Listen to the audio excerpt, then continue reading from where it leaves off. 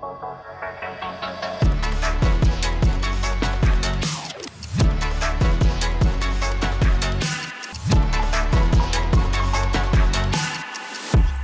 à tous et bienvenue sur ce webinaire autour de la revue des accès. Nous sommes ravis de vous retrouver aujourd'hui dans le cadre de cette semaine autour de l'Identity Analytics. Je me présente, je suis Nicolas Drouot, en charge du marketing pour Brainwave, et pour cette session, je serai accompagné par Damien Besson, qui Bonjour à tous. travaille au marketing produit. Salut Damien. Salut Nicolas.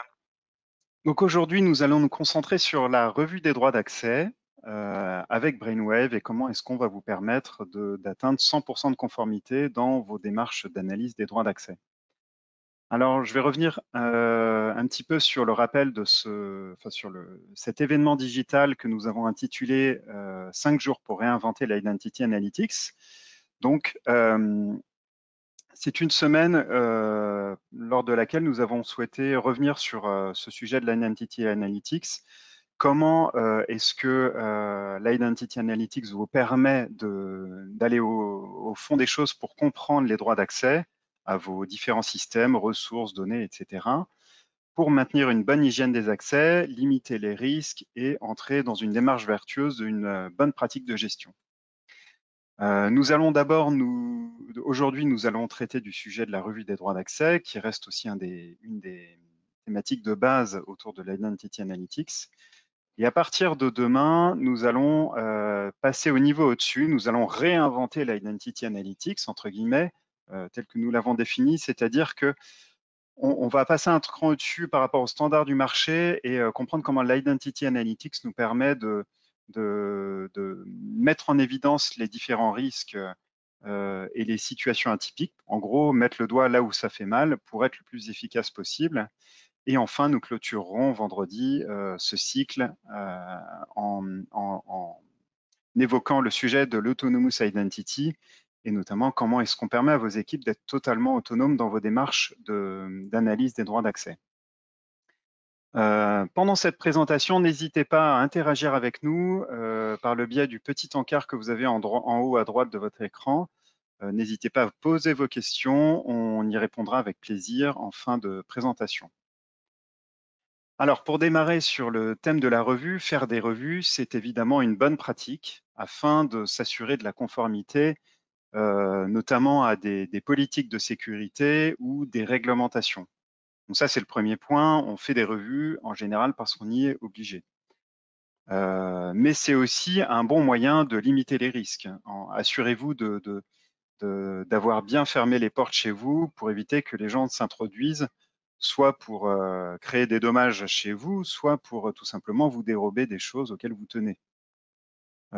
C'est un des effets vertueux de la revue des accès, c'est que ça permet aussi d'identifier quels sont les comptes qui ne sont pas utilisés. Soit les gens sont déjà sont partis de votre organisation et n'ont donc plus besoin de d'un accès à une ressource en particulier, soit tout simplement ils ont changé de service ou ils n'utilisent pas telle ou telle ressource. Donc, les identifier et fermer et couper les licences des comptes inutilisés, ça permet de faire des économies, ce qui est non négligeable par les temps qui courent. Et enfin, faire des revues, c'est aussi rentrer dans cette phase vertueuse de bonne pratique de gestion des droits d'accès et notamment responsabiliser vos managers, leur apprendre à bien ranger leur chambre pour être sûr que tout soit bien en ordre et bien géré. Donc, on va s'attacher sur cette présentation à suivre le cheminement de deux personas qui sont les deux personas les plus impliqués autour des revues des droits d'accès. Le premier, c'est évidemment l'organisateur de la revue. L'organisateur de la revue, lui, il doit mettre en place la revue et l'animer. Et c'est en général quelque chose qui est très pénible à faire parce que tout simplement, il y a des volumes de données et une qualité des données à revoir qui est en général un volume de données qui est très conséquent et une qualité qui peut être assez hétérogène, voire de piètre qualité. Donc, c'est déjà, on a un matériau de base qui est pas forcément évident à prendre en main. Il est aussi en charge de coordonner la revue et de distribuer les tâches. Donc ça peut être un rôle un peu un peu fastidieux pour lui.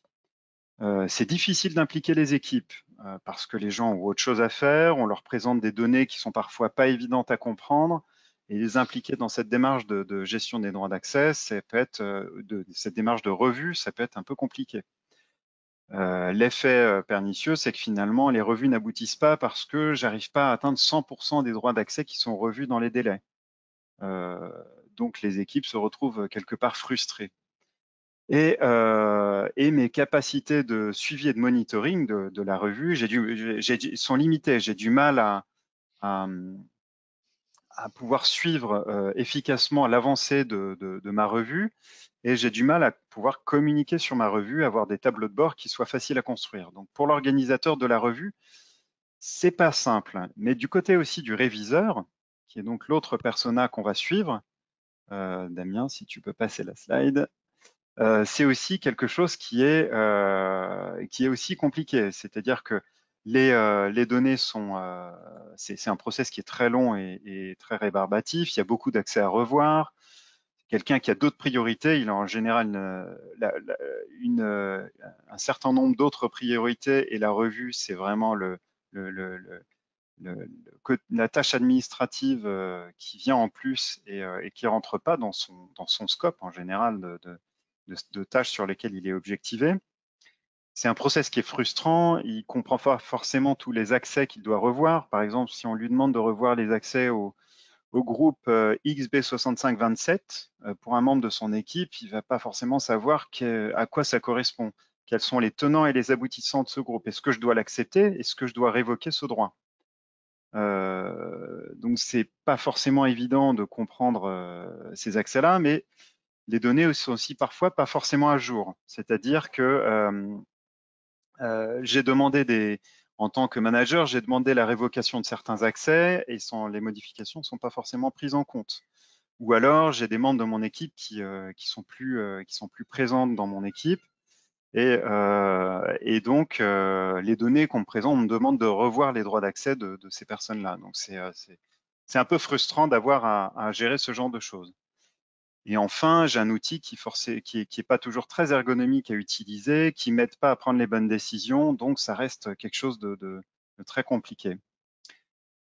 L'effet auquel on arrive, c'est ce syndrome de review fatigue, c'est ce syndrome de lassitude extrême vis-à-vis de la revue des droits d'accès. Et si on se place du côté du réviseur, c'est finalement le coup de tampon par défaut, c'est-à-dire que je vais accepter tous les droits d'accès pour me débarrasser de cette tâche très fastidieuse.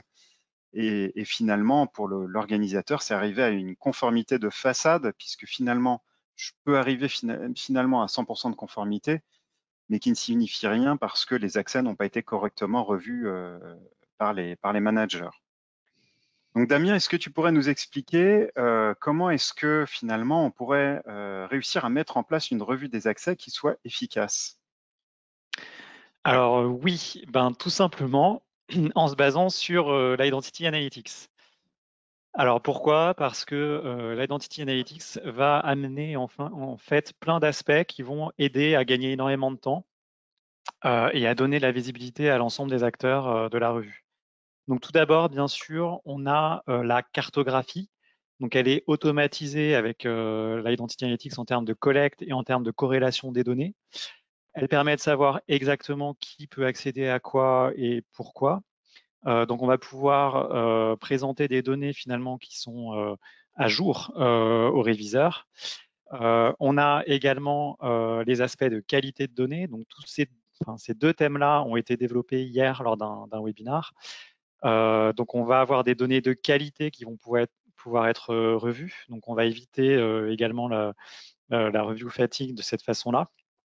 Mais on va aussi pouvoir utiliser les revues pour revoir ses propres données. C'est-à-dire qu'on va pouvoir, par exemple, faire des revues de type qualité de données en allant solliciter les responsables et les managers pour qu'ils revoient les données RH concernant, par exemple, leurs équipes. Est-ce qu'il y a des nouvelles personnes qui sont arrivées, des personnes qui ont changé de métier? Donc la revue peut aider également d'un point de vue purement qualité. On va également permettre sur cet aspect-là de travailler sur les comptes orphelins. On va en reparler de manière un peu plus complète demain. Mais les comptes orphelins, c'est tous les comptes qui sont ni rattachés à une personne, qui sont ni des comptes identifiés comme comptes techniques ou comptes de service, donc utilisés par des applications. Et donc ces comptes-là, on ne sait pas qui y a derrière. Donc c'est extrêmement important de les identifier et d'essayer de réduire un maximum leur nombre. Et donc pour ça, on va pouvoir s'appuyer également sur la revue. Ça peut être une des solutions adoptées, où on va aller solliciter tous les responsables de référentiels pour qu'ils revoient ces comptes-là et qu'ils indiquent à quoi ils correspondent, qu'ils ajoutent de la donnée, qu'ils enrichissent la donnée. Le troisième aspect, c'est qu'on va bénéficier, grâce à l'Identity Analytics, de tout ce qui est automatisation des contrôles.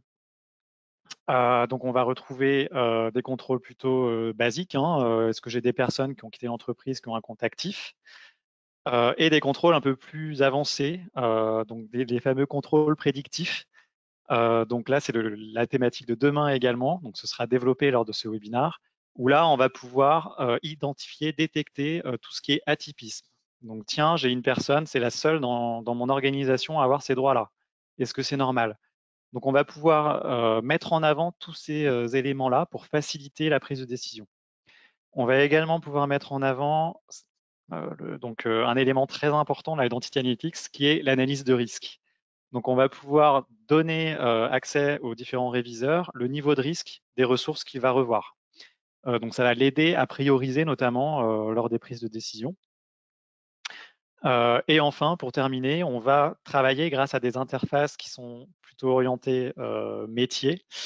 Donc, ils vont essayer de présenter de la donnée, enfin, qui vont présenter de la donnée orientée métier avec des tableaux de bord. Donc, vous allez voir dans la démonstration des tableaux de bord de type tableau croisé, donc qui sont plutôt connus du métier et faciles à utiliser. Donc, l'idée, c'est vraiment de rendre les personnes le plus autonomes par rapport à la revue. Donc voilà, donc l'Identity Analytics va accélérer énormément vos revues et faciliter leur adoption, notamment par les métiers. Donc tout d'abord, vous allez bénéficier de la plateforme Brainwave, qui est une plateforme agnostique. Donc elle va vous permettre d'intégrer toutes les données issues de vos différents silos, donc que ce soit des données techniques sur des accès liés à des applications on-premise ou dans le cloud, ou que ce soit également des données RH issues de votre SIRH. Ça peut être également des fichiers Excel, tout simplement.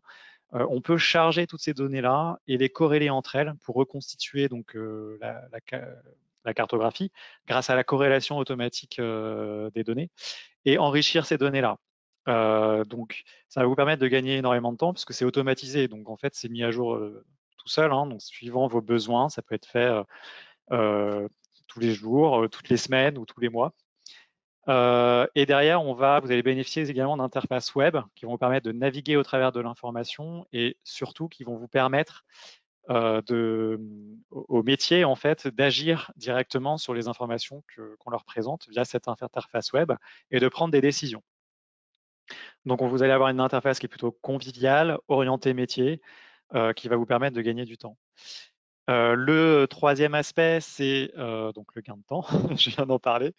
Je pense que c'est assez clair. Donc, tout est automatisé. Donc, là, vous allez vraiment, vous allez pouvoir augmenter la fréquence de vos revues et donc être encore plus, avoir 100% de réponses en fait à l'issue de vos revues.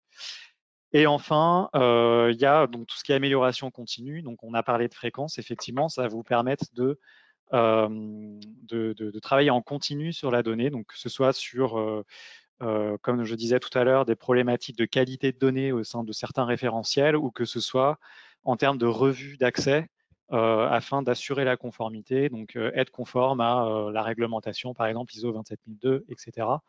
Avec là, ce qui est important, c'est que tout est stocké dans Brainwave, on a tout l'historique, on conserve tous les rapports de conformité qui sont générés à l'issue des revues et donc à tout moment, vous pouvez lorsqu'un auditeur le demande, lui présenter en fait ses rapports de conformité qui peuvent également être horodatés et signés automatiquement si vous souhaitez vraiment aller jusqu'au bout du geste. Super, bah, du coup Damien, est-ce que tu pourrais nous montrer ce que ça pourrait donner, la revue avec l'outil Brainwave? Oui, tout à fait. Alors, je vais partager. Hop, je vais partager mon écran. Voilà, donc je pense que voilà, vous voyez la plateforme de démonstration. Donc, je suis connecté en tant que Kimberly Pratt, ici sur la plateforme Brainwave, la plateforme web. Et donc, je suis directement sur mon campaign manager, donc mon gestionnaire de revues, où là, je vais retrouver toutes mes campagnes de revues. Donc, j'en ai 3 qui sont, alors une qui est finie, qui est terminée, et j'en ai 2 en cours. Et donc, je vais pouvoir suivre dans le temps et vérifier. Donc, j'ai des interfaces de suivi qui me permettent de voir pour une campagne où est-ce que j'en suis. Donc là, j'ai sélectionné une campagne où j'ai sollicité toutes les organisations et les services de la division financière. Donc je retrouve voilà, le service comptabilité, la division administrative, etc., etc. À chaque fois, automatiquement, dans Brainwave, comme j'ai les informations sur les organisations et les personnes et les managers, automatiquement, ces managers-là sont sollicités par mail pour participer à cette revue. Et donc, je peux suivre et voir la couverture de la revue. Donc, la revue, en l'occurrence ici, elle n'est pas sur les comptes, mais elle est sur les droits fins d'accès au sein d'applications. Donc, je l'ai périmétré au sein d'applications critiques. Donc, j'ai 3 applications, SAP, Elixo et Sage. Voilà, voilà, on est totalement libre en fait, hein. On peut à la fois faire des revues sur les données non structurées, mais également faire des revues sur tout type d'application. Donc on est totalement libre en termes de définition du périmètre. L'interface me permet de suivre et de vérifier qui a terminé. Lorsque la revue est terminée, j'ai le fameux rapport de conformité dont je vous parlais tout à l'heure, qui est disponible au format PDF avec toutes les informations de prise de décision donc à répercuter dans les systèmes cibles derrière. Donc tout ça, c'est stocké en base, donc je peux revenir dans le temps si je veux télécharger des campagnes qui auraient été faites dans le passé. Donc c'est très utile quand vous avez des auditeurs qui vous demandent ce qui s'est passé il y a 6 mois, lorsqu'il y a eu une réorganisation, par exemple. Vous pouvez suivre également les bons élèves et les mauvais élèves en termes de revues. Vous pouvez en fait suivre le temps mis par chaque personne pour répondre et à quel moment elles ont répondu à la demande. Donc ça peut vous permettre en fait d'intensifier et d'augmenter la fréquence de vos campagnes. Et là, vous avez un suivi, un tableau de bord, un dashboard de suivi un peu plus détaillé sur quelles sont les décisions qui ont été demandées par les reviewers, le temps qu'ils ont mis en moyenne pour répondre, et donc ce qui reste, donc le backlog. Donc là, voilà, il me reste 742 accès à revoir, soit 24% du total de ma campagne de revue. Voilà, vous avez également le détail sur tout ce qui a été revu, avec la possibilité d'exporter, d'ajouter des informations dans le tableau, etc. Donc en termes d'organisateur, vous avez tout ce qu'il faut pour mener à bien vos revues. Donc, nous, ce qui nous intéresse, c'est les interfaces également de revue elles-mêmes. Donc, c'est la deuxième partie de ma démonstration. Donc, j'ai une autre campagne qui a été lancée en parallèle, donc qui concerne uniquement la division finance. Voilà, donc je vois que c'est Samantha Schwartz qui a été sollicitée. Donc, quand j'ai lancé cette campagne, que je peux planifier hein, également tous les mois, tous les 3 mois, selon mes besoins, selon mes contraintes. Donc, quand la campagne se lance, automatiquement, le manager qui est sollicité reçoit un mail avec un lien, donc un mail lui décrivant la tâche à réaliser, avec un lien vers l'interface de revue. Donc, il a juste à cliquer, se connecter à l'interface Brainwave pour accéder à l'interface de revue. Voilà, donc là, voilà, je suis connecté en tant que Samantha Schwartz, la manager de l'organisation de la division financière. Et donc, comme je suis manager, bah, je suis sollicité pour revérifier et valider les accès des membres de mon équipe. Alors, si je prends tous les droits dans les différentes applications choisies dans ce périmètre-là, donc j'ai Sage, Elixo et SAP, j'ai en tout plus de 1000 droits à revoir. Et alors, là où c'est intéressant, c'est que j'ai l'Identity Analytics qui est passé par là et donc qui a déjà pris des décisions pour moi et qui m'a proposé des suggestions. Donc, c'est ce que je retrouve ici. Par exemple, sur tous les comptes qui ont des problèmes de définition de mot de passe, qui ne respectent pas les politiques de mot de passe, automatiquement, j'ai une demande de mise à jour qui est demandée. Donc, c'est pré-rempli. Donc, j'ai juste à valider si ça me convient. En l'occurrence, ici, le mot de passe est trop vieux. Il n'a jamais été mis à jour. D'où la demande de modification. Après, je peux avoir d'autres éléments. Voilà, là, ce mot de passe, ce compte peut être utilisé sans mot de passe. Donc, en l'occurrence, il y a une mise à jour à effectuer également. Ou alors, je peux avoir des choses plus graves, comme ici pour Manuel Bennett. Voilà, ce compte-là, les Identity Analytics me suggèrent de le désactiver. Pourquoi? Parce que c'est un compte actif d'une personne qui a quitté l'entreprise. Et en plus, je vois que le compte a été utilisé après sa désactivation. Voilà, donc j'ai un certain nombre d'actions qui sont déjà préfaites, plus ou moins. Voilà, donc ça peut être plus ou moins sophistiqué. Hein. Si je pars sur, par exemple, Jenna Lambert, voilà, elle vient juste de changer en fait d'organisation. Elle vient juste d'arriver dans mon organisation et je remarque qu'elle a plein de droits atypiques. Et tous ces droits atypiques sont déjà pré-tagués hein, en demande de révocation, puisque c'est atypique par rapport au reste de mon organisation. Donc, c'est probable que ce soit des droits résiduels. Donc, je peux valider directement si ça me convient ou les revoir un à un pour prendre d'autres décisions. Voilà, donc vous avez un tableau qui vous permet également de filtrer, enfin d'organiser les données pour prendre des décisions plus rapides. Typiquement, bon, bah, si sur Elixo, je sais que tout le monde doit avoir le droit Elixo, le même droit, le droit user. Bon, en l'occurrence, j'ai 2 droits approuveurs, donc je peux me dire, bon, je peux filtrer plutôt que par application, je peux filtrer par permission.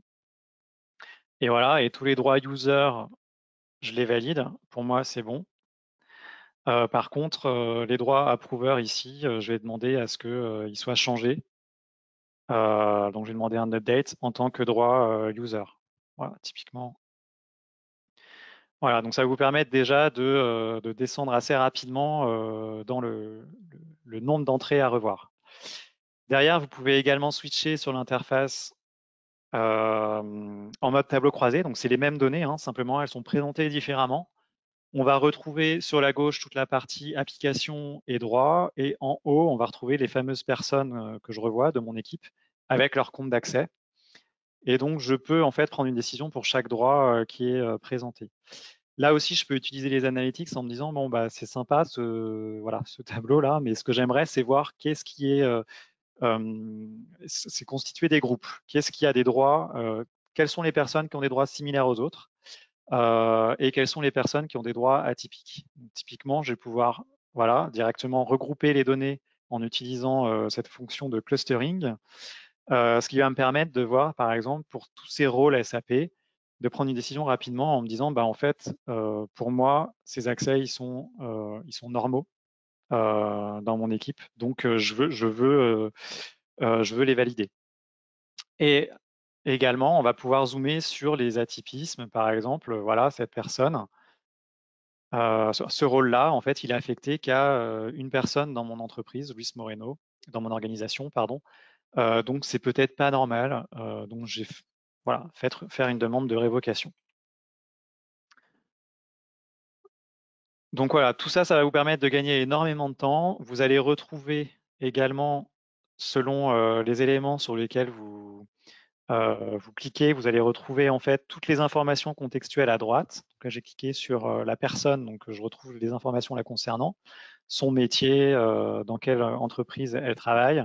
Si je sélectionne en fait une permission, je vais retrouver toutes les informations concernant la permission, avec quelles sont les organisations qui utilisent cette permission, quels sont les métiers qui utilisent cette permission. Et ça me permet d'identifier assez rapidement si, bon, par exemple, sur mon organisation, si c'est plutôt cohérent par rapport aux autres personnes qui ont la permission en question. Et les informations sur l'application, donc SAP en l'occurrence ici, avec le nombre de comptes, le nombre d'identités, des indicateurs qui peuvent m'aider également à avoir un peu plus de visibilité. Voilà, donc ça permet de prendre des décisions assez rapidement. Et donc une fois que voilà, une fois que je termine ma revue, donc là il me restait 700 entrées à revoir, mais je vais l'écourter. Voilà, donc un rapport de conformité est généré automatiquement et consultable directement par la personne qui suit la revue. Donc là, si je rafraîchis, parce que je vais avoir mes indicateurs, voilà, qui se mettent à jour, je suis à 100%. La revue n'a pas été faite complètement, hein, parce que j'ai revu que 346 entrées. Mais voilà, donc je peux déjà récupérer le rapport de conformité avec ce que j'ai accepté comme prise de décision automatique et également mes décisions que j'ai prises à la fin, que je vais retrouver plus bas dans le rapport. Voilà. Donc ce rapport-là que je peux télécharger, exploiter à tout moment et transmettre aux auditeurs. Voilà pour cet aperçu de la plateforme. Nicolas, Oui, alors on va peut-être je passer aux suis là. questions. Oui, tout à fait. Alors, n'hésitez pas à poser vos questions. On a déjà pas mal de questions en file d'attente, donc je vais tout de suite démarrer. Une première question, Damien. Le responsable de la revue peut-il réaliser sa campagne en plusieurs fois, c'est-à-dire la mettre en suspens quand il passe sur d'autres tâches? Tout à fait. Tout à fait. En fait, le responsable il y a l'organisateur de la revue. Donc l'organisateur de la revue, lui, il la planifie. Il donne 30 jours, ou enfin, il peut déterminer en fait la durée qu'il laisse au réviseur pour répondre. Donc ça, je suis passé un peu vite sur l'interface, mais vous pouvez éventuellement l'étendre cette durée si vous estimez que vous aviez prévu trop court. Et ensuite, côté réviseur, là, effectivement, on peut tout à fait la mettre en pause. Donc moi, j'ai cliqué sur terminer, mais j'avais un autre bouton avant qui était je veux faire pause et je veux reprendre plus tard. Donc voilà, on peut tout à fait la mettre en pause et y revenir plus tard pour la terminer plus tard. Ok, Je pense que ça répond à la question. tout à fait. Enfin, je pense. Deuxième question, comment s'assurer d'un workflow fluide jusqu'à la remédiation effective? Entre parenthèses, on a Alors, le sentiment d'une double saisie, la revue par le manager, puis les actions de remédiation par le responsable applicatif. Et parfois, alors, les deux rôles se ouais. confondent. Alors en fait, là, ce que je vous ai montré, c'était uniquement la partie réviseur. C'est-à-dire qu'on demande au réviseur donc de revoir et de valider. Je ne vous ai pas montré la partie remédiation qui peut être également automatisée. Je pense que c'est ça le sujet de la question. Donc, c'est-à-dire que vous pouvez, soit vous le faites en mode semi-manuel, c'est-à-dire qu'une fois que j'ai ma campagne de revue qui est terminée, automatiquement, j'ai mes demandes de modification qui sont envoyées par mail aux différents acteurs qui doivent les appliquer dans les systèmes cibles. Soit vous le faites en mode automatique. Donc là, on va interfacer Brainwave avec des solutions tiers. Donc ça peut être des solutions de type ITSM, gestion du changement, comme ServiceNow, pour aller ouvrir des tickets dans les différents dans ServiceNow et donc ouvrir des tickets de demande de changement avec toutes les informations qui vont bien dedans pour que derrière ce soit pris en charge par les bonnes équipes et traité.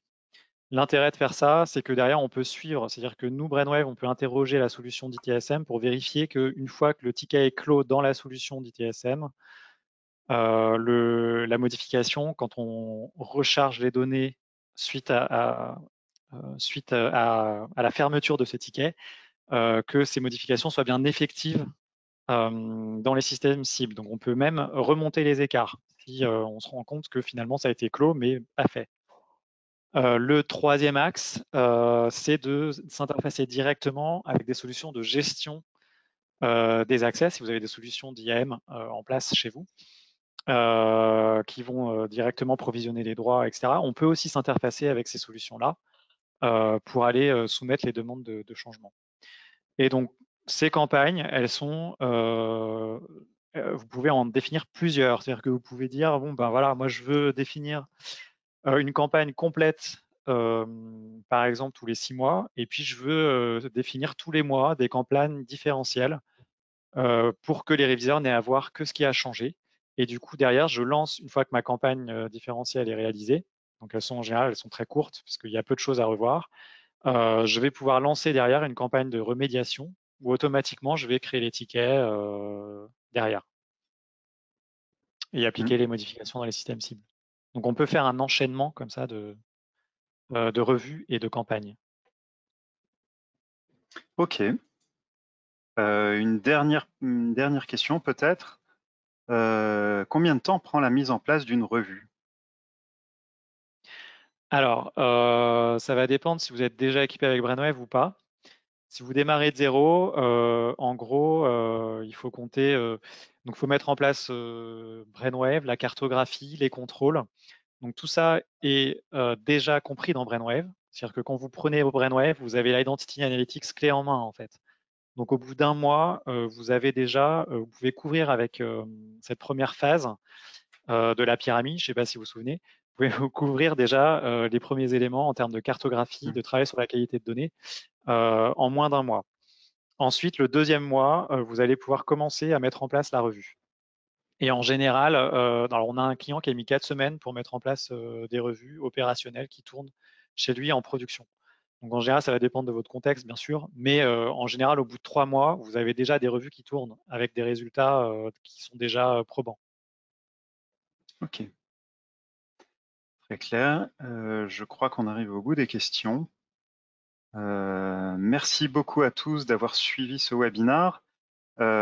Si vous voulez vous inscrire aux prochaines sessions, vous avez le lien qui s'affiche, brainwavegrc.com/fr, et vous avez ce bandeau sur lequel vous avez le bouton « Je m'inscris ». Vous serez redirigé vers la bonne page pour accéder au bon formulaire d'enregistrement. Nous vous souhaitons en tout cas une bonne soirée. Merci beaucoup à tous et à demain, j'espère.